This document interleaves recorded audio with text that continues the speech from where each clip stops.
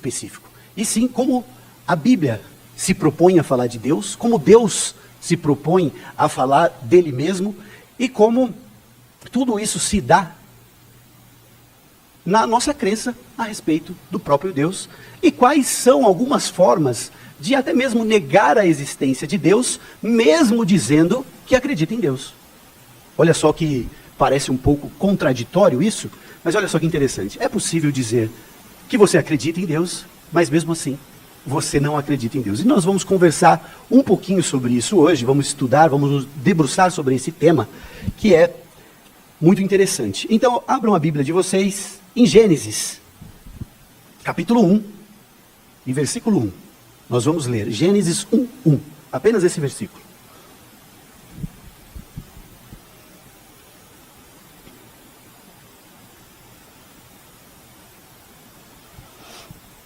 No princípio Deus criou o céu e a terra. Amém? Curve sua cabeça.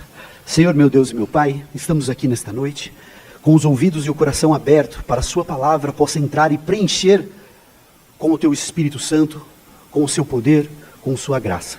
Senhor, meu Deus e meu Pai, se faça presente nessa noite. Estamos aqui para ouvir e aprender mais da tua palavra. Que a sua palavra possa ser o guia para os nossos pés, para as nossas decisões na nossa vida. Que essa palavra, Senhor, esteja presente, que a tua palavra esteja presente na minha vida, na vida dos meus familiares. Alcance aqueles que ainda não foram alcançados pela tua palavra. Senhor, me transforma. Me transforma conforme esse manual que tu deixou, Senhor. A revelação tua, a revelação do Senhor para nós. Assim nós pedimos e te agradecemos no nome de Jesus. Amém. Então, irmãos, conhecer a respeito de Deus. E nós estamos no culto de ensino. Então a gente tem que falar um pouco a respeito da própria teologia. Lembrando que a palavra teologia, né? Logia é de estudo e tel, Deus. Então, estudo de Deus. E aí me vem uma pergunta. É possível conhecer a Deus sendo necessário o estudo da Bíblia, o estudo da palavra de Deus, a teologia? Ela é necessária para falar de Deus? E a resposta de bate pronto, e acredito que seja da grande maioria, é claro que é sim, é necessário a teologia. É necessário o estudo de Deus. Segunda pergunta para os irmãos. É possível conhecer a Deus sem a Bíblia?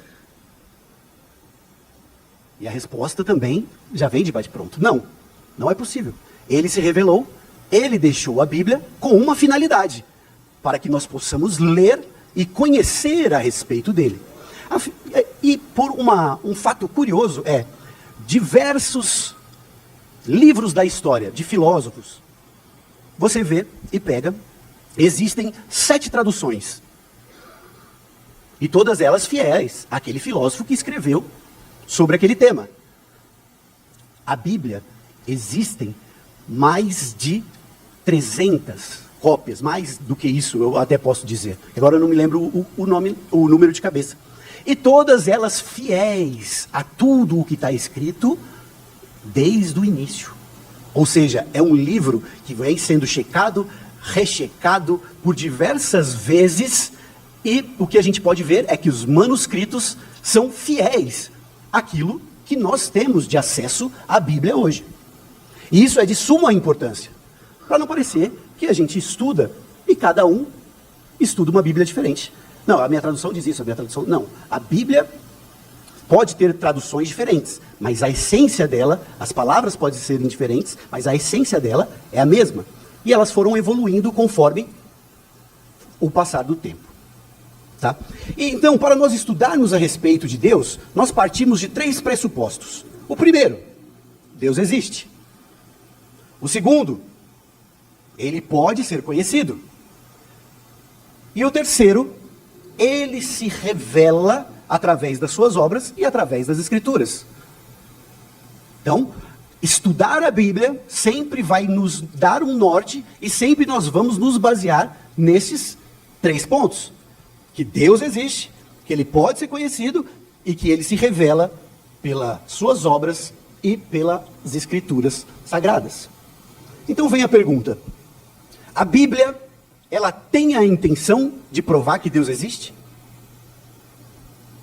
O que vocês acham? Sim? A Bíblia tem a intenção de provar que Deus existe? A minha pergunta foi, ela tem a intenção de provar que Deus existe? Não, essa não é a intenção da Bíblia.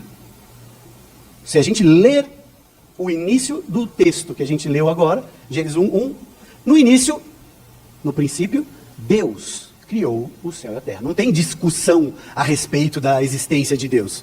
Deus existe, isso é um fato para quem crer nas Escrituras.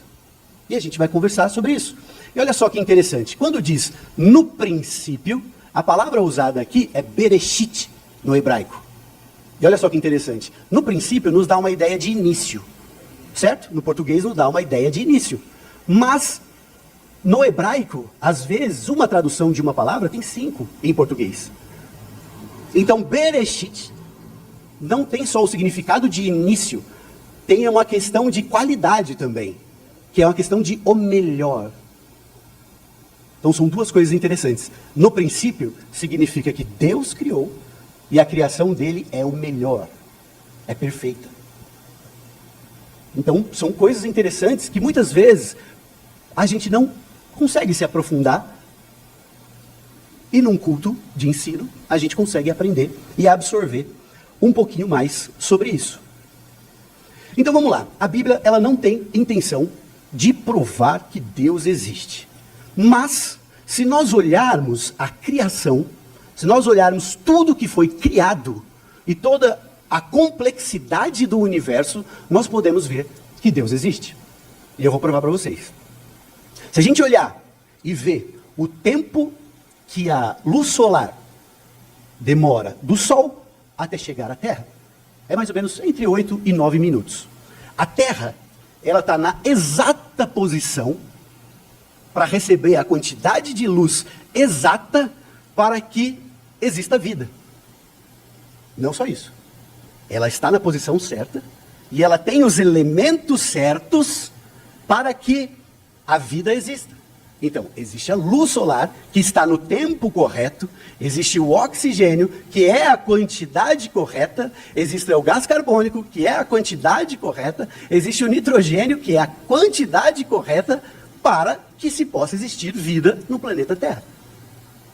Então vamos pegar um processo simples aqui, vamos pegar a fotossíntese. A fotossíntese transforma gás carbônico e oxigênio, as plantas, né? Transformam gás carbônico em oxigênio, e oxigênio em gás carbônico à noite. De dia, gás carbônico em oxigênio, e à noite, oxigênio em gás carbônico. Se a gente pega o processo de fotossíntese, nós vamos precisar da luz solar, do oxigênio e de água.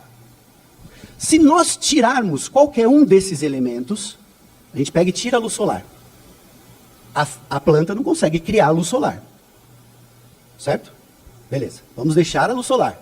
Vamos tirar o oxigênio. A gente tira o oxigênio, a planta não consegue por si só criar o oxigênio.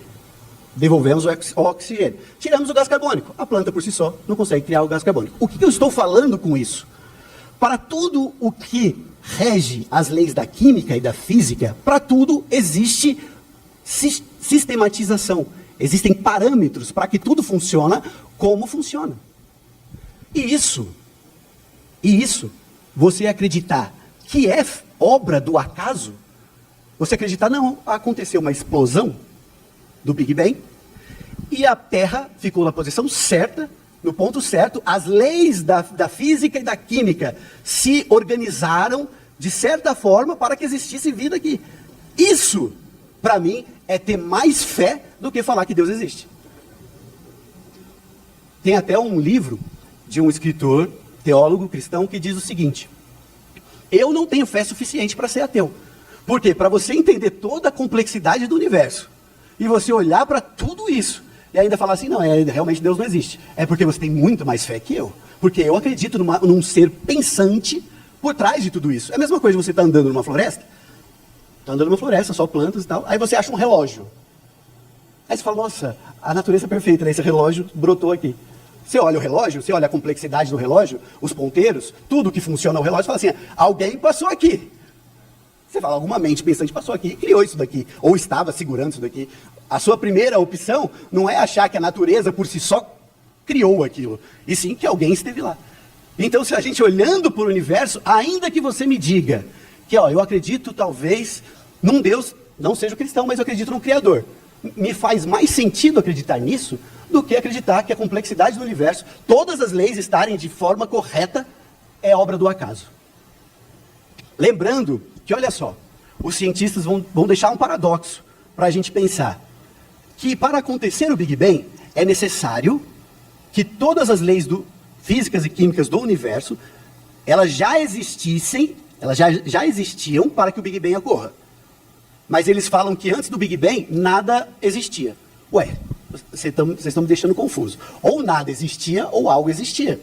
Porque se para acontecer o Big Bang precisava de todas essas regras que vocês falam antes, então existia alguma coisa antes. Porque senão o próprio Big Bang não teria acontecido. Então vocês estão vendo tudo isso apenas para a gente poder entender que a complexidade do universo, nós chegamos numa questão que é a revelação geral de Deus. Vamos abrir Salmos 19.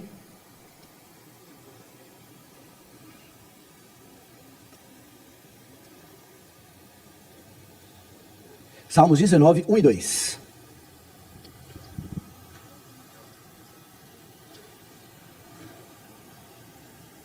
Diz o seguinte, só um, irmãos. Salmo 19, 1. Os céus declaram a glória de Deus. O firmamento proclama a obra das suas mãos. Ou seja, existe a revelação, e a teologia vai chamar isso de revelação geral. Quando nós olhamos para a complexidade do universo, é impossível não dizer que um Deus existe.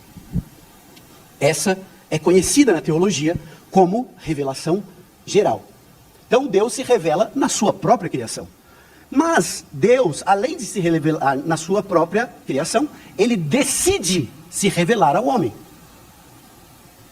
Ele decide chamar o homem para conhecer a ele. Vamos lá, Hebreus, capítulo 1, 1 e 2.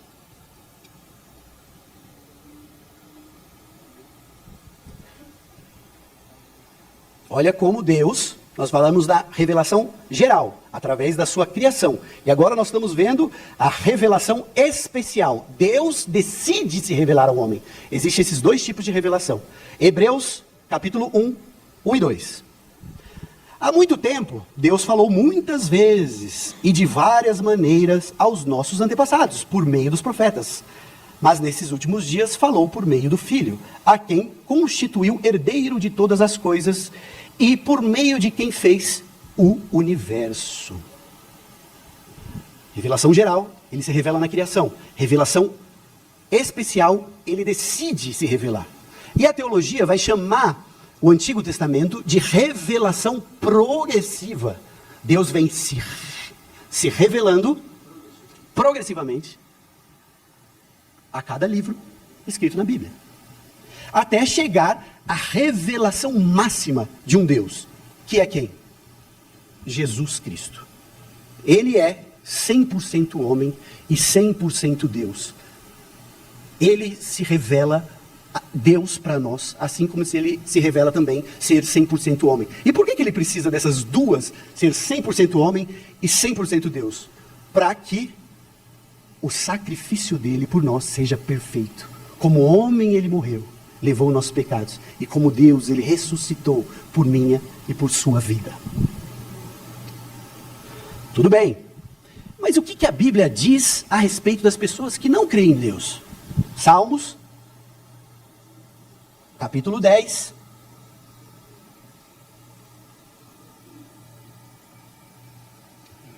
Salmos 10, 4.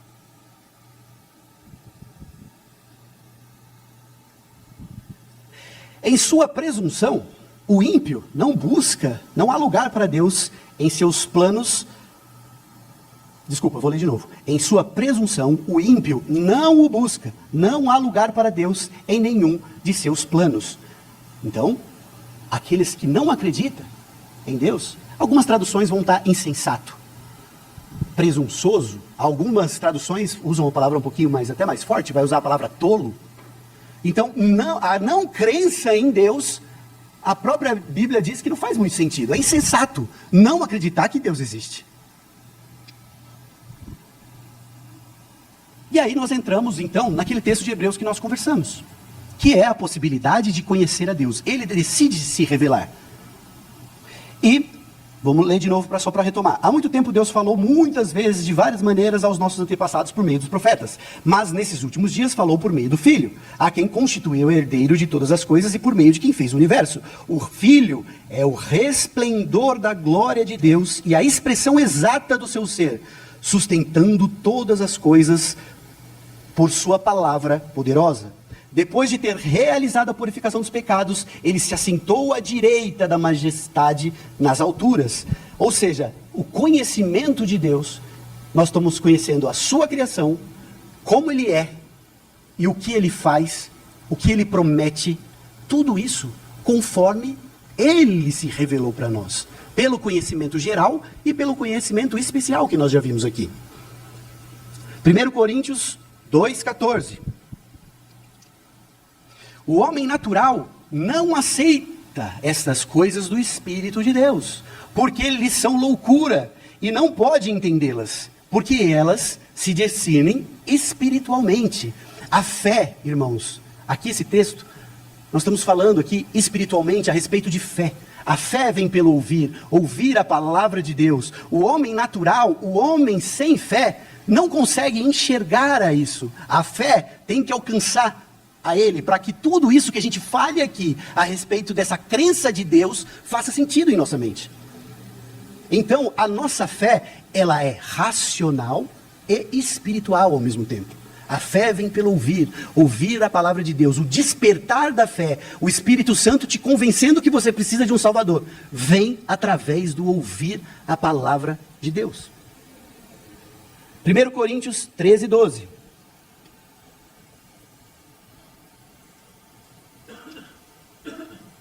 Porque agora vemos por espelho em enigma, mas então veremos face a face. Agora conheço em parte, mas então conhecerei como também sou conhecido. Ele nos prometeu que um dia irá retornar. E tudo o que nós conhecemos dele são fagulhas perto da glória que nós teremos ao lado dele. É apenas uma fagulha. Isso que nós sentimos aqui, essa presença do Espírito que nos enche, que nos faz transbordar, ainda é uma fagulha perto do tamanho da sua glória. Um dia nós estaremos com ele e entenderemos, porque por enquanto nós vemos por um espelho, mas um dia nós estaremos lado a lado com ele, entendendo o quão grande e o quão poderoso é, e o quanto é majestoso a sua glória. Então tudo bem. No começo eu disse o seguinte, é possível dizer que acredita em Deus, mas na verdade você não acredita. A primeira forma de negação de Deus, a mais conhecida, é o ateu. O ateu, ele diz o seguinte: eu não acredito em Deus, acredito que as coisas, elas existem aqui, porque toda essa complexidade que eu falei aconteceu, foi uma obra do acaso, aconteceu e eu acredito aqui, morreu, acabou. Essa é a forma de Deus mais fácil de se explicar. O ateu, não creio em Deus, creio só na matéria, o que é visível, o que é possível calcular, quantificar, explicar pela ciência, nisso eu acredito. Ok. Qual que é uma outra forma de negar a existência de Deus? Tem muitas pessoas que falam assim: ah, você acredita em Deus? Ah, não, porque Deus, ele é muito mesquinho, ele pune quem não deve ser punido, ele me parece um pouco assim, presunçoso, ele parece ser um pouco arrogante. Aí eu falo, então eu também não acredito em Deus. Mas como assim, você não é cristão? Mas esse Deus que você falou aí, não é o meu Deus. Não sei de onde você tirou esse Deus, mas eu tenho uma coisa certeza para te falar, esse também não é o meu Deus. Então, nós não acreditamos nesse Deus aí que você falou, juntos. Nós não acreditamos nele. Eu acredito no Deus que se revelou nas Escrituras e que é amor, que é esperança, e que é a palavra, e que é o firmamento, e que nele, por ele, são todas as coisas. É nesse Deus que eu acredito. Mas nesse Deus que você falou, eu também não acredito. Então está vendo como muitas vezes a pessoa diz que acredita em Deus, mas na verdade ela criou um Deus dentro da cabeça dela, que na verdade não existe. E se ela disser para mim, é esse Deus que existe, eu até concordo com ela, eu também estou nessa tua turma aí, esse Deus não existe mesmo. O Deus que eu conheço é o Deus da Bíblia. que é um dos casos, é o próprio agnosticismo. É uma forma de negar a Deus, mesmo dizendo que Deus existe. O agnosticismo, ele vai dizer o seguinte: Deus existe, mas nós nunca teremos acesso ao seu conhecimento, a conhecê-lo. Existe uma mente pensante por trás do universo, uma mente criadora por trás do universo, mas nós, humanos, não teremos acesso a esse conhecimento. Então, é uma forma de negar a existência de Deus. Por quê? Nós acabamos de ver que o Deus que a gente crê, ele se revela na criação, e ele revela porque ele decidiu se revelar por nós. Ele deixou o manual, a Bíblia para nós, com a sua moral, com as suas profecias. Então, o Deus do agnosticismo, por mais que ele diga que possa existir um Deus, não é o Deus que nós aqui, nesta reunião, dizemos que acreditamos. Então, ele está negando a existência de Deus. O panteísmo é uma forma também de dizer que acredita em Deus, mesmo não acreditando. Por quê? Ele vai dizer que tudo é Deus. Tudo é Deus. A árvore é um Deus, o animal é um Deus. Nós vemos fagulhas disso lá na Índia, né? O macaco é um Deus, o rato é um Deus, o elefante é um Deus. Tudo é Deus. Se tudo é Deus, nada é Deus.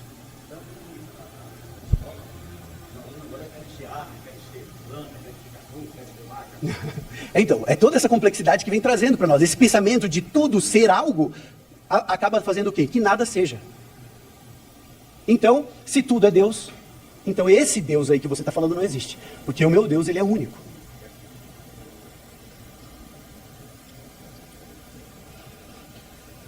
Vai ter até uma que vai dizer assim, ó, existe um Deus, chama deísmo, existe um Deus.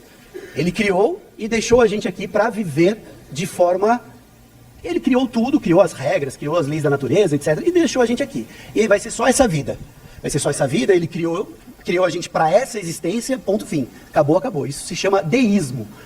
Que Deus vem, ele cria tudo, nos entrega isso e depois sai de cena. Também não é o nosso Deus. É dizer que Deus existe, mas ao mesmo tempo esse Deus não existe. Porque o meu Deus é um Deus presente.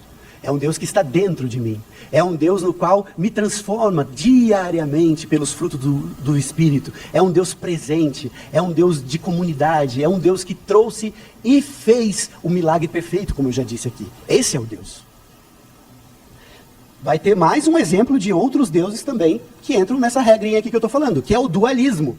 Que é acreditar que existe o Deus ruim e existe o Deus bom. Existe aquele Deus que faz maldades e aquele Deus que é o bonzinho. E eles se encontram fazendo o equilíbrio do universo. Olha só que bonito, né? Bonitinho.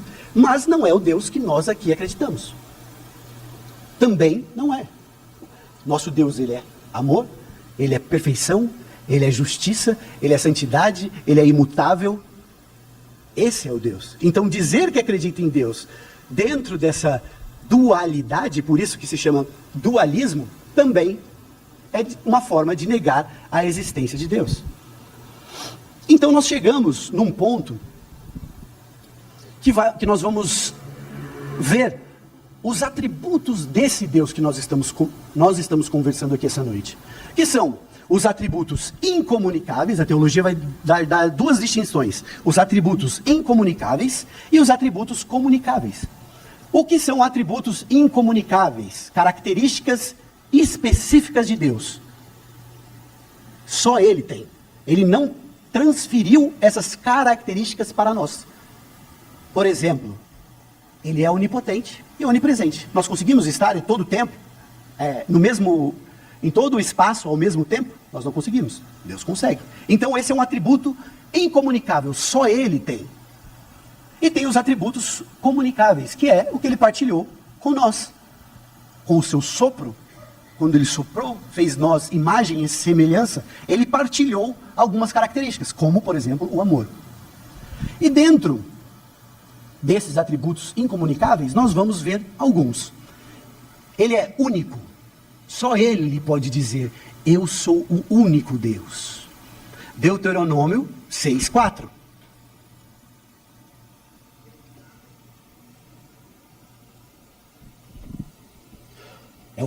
É a passagem do Shema Israel no hebraico. Ouça, ó Israel, o Senhor Deus... Desculpa. Ouça, ó Israel, o Senhor, o nosso Deus é o único Deus. Só Ele pode se dizer único. Quer ver uma outra coisa que só Ele pode dizer? Que Ele é onipresente. Só Ele pode dizer isso. Jeremias 23, 23 e 24. Jeremias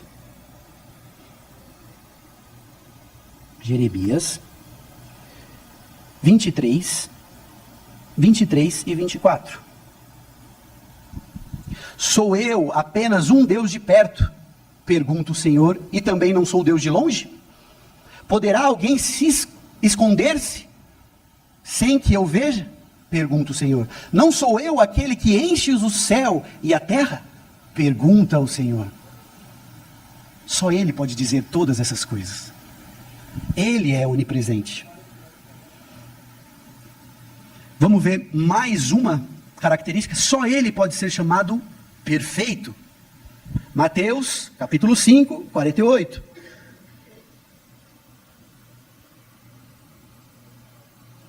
Mateus 5, 48. Portanto, sejam perfeitos, como perfeito é o Pai Celestial de vocês. Ou seja, se sejam perfeitos, significa que há algo imperfeito. Vocês ainda precisam ser. Ele já é. Ele já é perfeito. E Ele pede para a gente, sejam perfeitos. Nós precisamos de uma transformação. E essa transformação que Ele pede, só Ele é capaz de dar. Por conta da consciência do Espírito Santo de Deus que mora dentro de nós. Ou seja, até para nós caminharmos rumo à perfeição, nós precisamos que Deus esteja em nós. De tão perfeito que Ele é.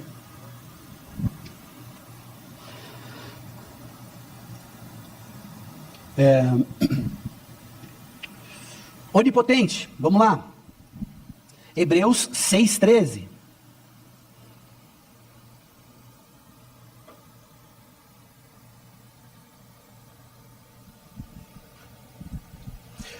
Quando Deus fez a sua promessa a Abraão, por não haver ninguém superior para quem jurou por si mesmo, dizendo, esteja certo de que obedecerei e farei numerosos os seus descendentes. E foi assim que Deus, de esperar pacientemente, Abraão alcançou a promessa. A promessa é dele. É Ele que pode fazer com que as coisas aconteçam. É Ele que faz a promessa a Abraão. É por conta dele que a promessa se cumpre. É Ele que faz a promessa na vida de Moisés. E é por causa disso que a palavra dele se cumpre. Quando ele promete, em próprio Gênesis, quando ele promete para Abraão que seu povo iria ser perseguido no Egito. Conforme mais perseguição, mais o povo cresce. Por conta da sua promessa. O povo era perseguido, e quanto mais perseguido era, mais crescia. Só Ele tem o poder para fazer com que todas essas coisas aconteçam. Ele é onipotente. Todos esses, entendemos bem, os atributos incomunicáveis são os atributos no qual somente Deus tem. E quais são os atributos que Ele partilhou com a gente?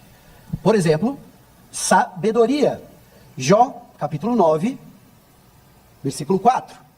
Vamos exercitar a Bíblia hoje, né? Culto de ensino. Jó 9, 4.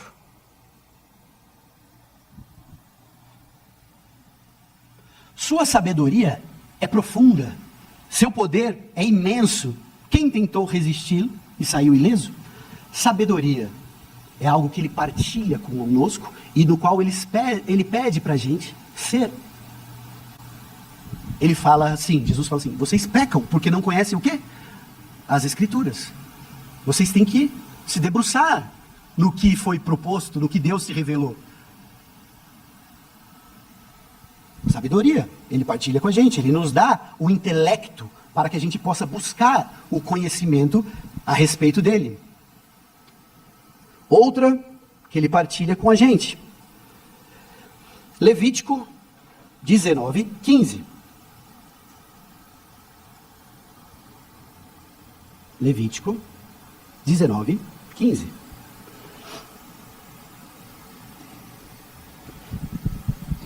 Não cometam injustiça num julgamento. Não favoreçam os pobres, vamos ler de novo. Não cometam injustiça num julgamento. Não favoreçam os pobres, nem procurem agradar os grandes, mas julguem o seu próximo com justiça. Justiça. Nós temos a justiça de Deus e Ele partilha com nós isso. Ele pede para a gente sempre avaliar com justiça. Não é para favorecer, aqui esse texto está abordando, e sim para a gente poder fazer uma avaliação com justiça. E até por isso que quando ele vai dizer de injustiça, ele pede, durante todo o Antigo Testamento, Deus nos ensina a buscarmos e sempre estarmos com auxílio no, como eu disse aqui, domingo da Santa Ceia, o quarteto da vulnerabilidade. O pobre, a viúva, o estrangeiro e o órfão. A Bíblia entende, e a revelação de Deus propõe que esse é o quarteto da vulnerabilidade. Então nós não podemos ser injustos. Por quê? Por que a Bíblia está falando sobre isso? Porque naquele tempo, irmãos, quem não tinha os pais, o órfão, era meio escanteado, colocado de escanteio da sociedade. Isso também, a viúva, também colocada, o estrangeiro, também colocado de lado, e o pobre, muitas vezes esquecido pela sociedade. Deus fala, não é, o meu povo não age assim. O meu povo age com justiça. E a minha justiça diz, recolham, tragam esse povo para perto. Então nós partilhamos dessa justiça que Deus propõe. Para finalizar, irmãos, nós entendemos então, depois de ter conversado sobre tudo isso aqui,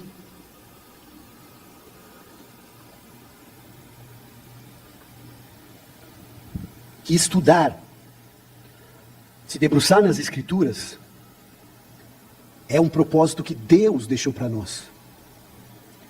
Se Ele quisesse nos dar um conhecimento por si só, Ele teria dado. Mas Ele não o deu. Ele deixou a sua palavra para que a gente possa se debruçar nela e para que a gente possa ver como Ele se revela e como é a moral desse Deus no qual a gente acredita. E nós podemos ver através dela que esse Deus existe. Nós podemos ver através dela que, olhando toda a complexidade do universo, esse Deus existe. Nós podemos entender através dela que tudo o que nós fazemos hoje é porque Ele nos transformou conforme a sua palavra. Estarmos aqui hoje num culto de ensino, dedicando esse momento de aprender a palavra de Deus, é um propósito de Deus.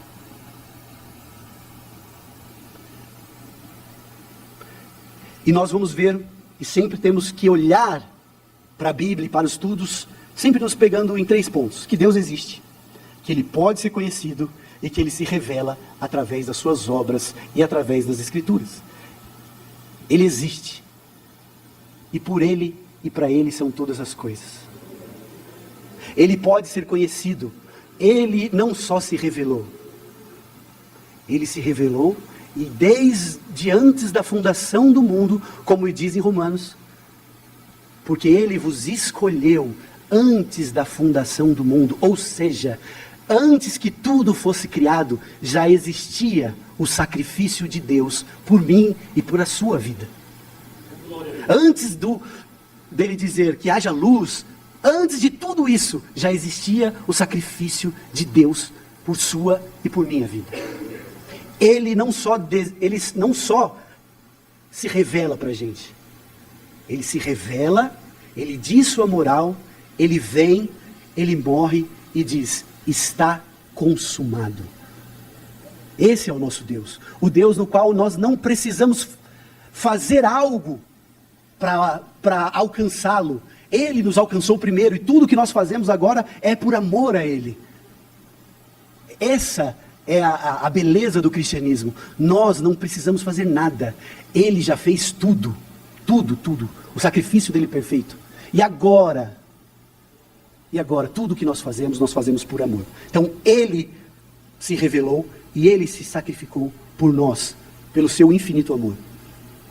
E Ele vai se revelar através das suas obras, que são grandes e que ainda não foram concluídas, porque um dia Ele irá retornar para salvar o seu povo, como Ele prometeu, e Ele vai cumprir. Então, nós conhecemos Ele por a sua obra, assim como nós conhecemos Ele, porque Ele se revelou nas Escrituras. Amém? Amém, irmãos.